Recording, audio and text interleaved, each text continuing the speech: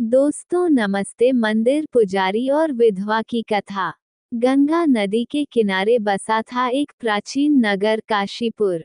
नगर के हृदय में स्थित था श्री रामेश्वर महादेव मंदिर, जिसकी देखभाल वहां के वृद्ध पुजारी आचार्य रामदास जी वर्षों से कर रहे थे। उनका जीवन पूरी तरह मंदिर और भगवान शिव की सेवा में समर्पित था। एक दुखद संयोग, नगर में ही एक निर्धन विधवा सुगंधा अपने छोटे पुत्र गोपाल के साथ रहती थी। उसके पति की असमय मृत्यु हो गई थी और वह दूसरों के घरों में काम करके किसी तरह जीवन चला रही थी। विधवा होने के कारण समाज ने उससे दूरी बना ली थी और वह हमेशा तिरस्कार की दृष्टि से देखी जाती थी। एक दिन सुगंधा का पुत्र गोपाल बीमार पड़ गया।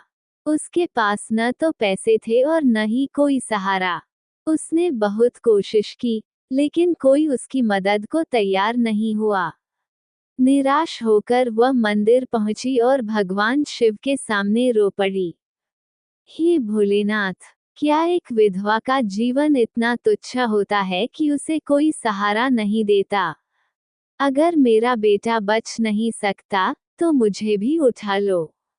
पुजारी की करुणा। आचार्य रामदास जी ने जब ये सुना तो उनका हृदय पिघल गया।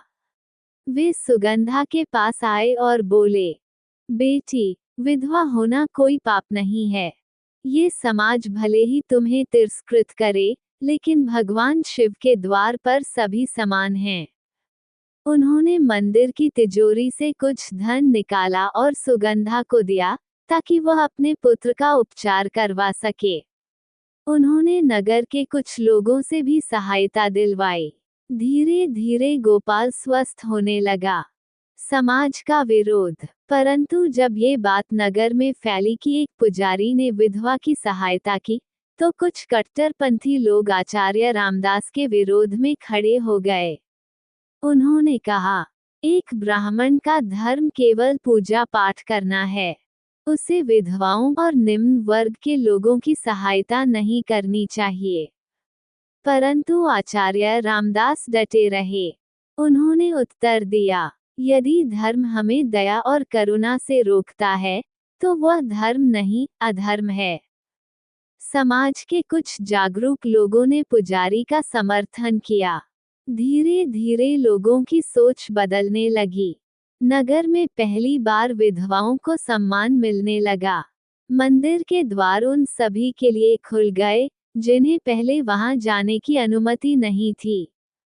सुगंधा ने मंदिर की देखभाल में आचार्य रामदास की सहायता करनी शुरू की। उन्होंने उसे पुजारिन का कार्य भी सिखाया। ये देखकर नगर के लोगों की आंखें खुल गईं कि एक विधवा भी समाज का सम्माननीय अंग हो सकती है। कुछ वर्षों बाद, जब आचार्य रामदास जी वृद्धावस्था में पहुंचे, तो उन्होंने मंदिर की जिम्मेदारी सुगंधा को सौंप दी। ये देखकर नगर में क्रांति आ गई। लोग जो पहले उसे अपवित्र मानते थे, अब उसके चरण स्पर्श करने लगे। ये कहानी हमें ये सिखाती है कि धर्म का असली स्वरूप प्रेम, दया और करुणा में ही है।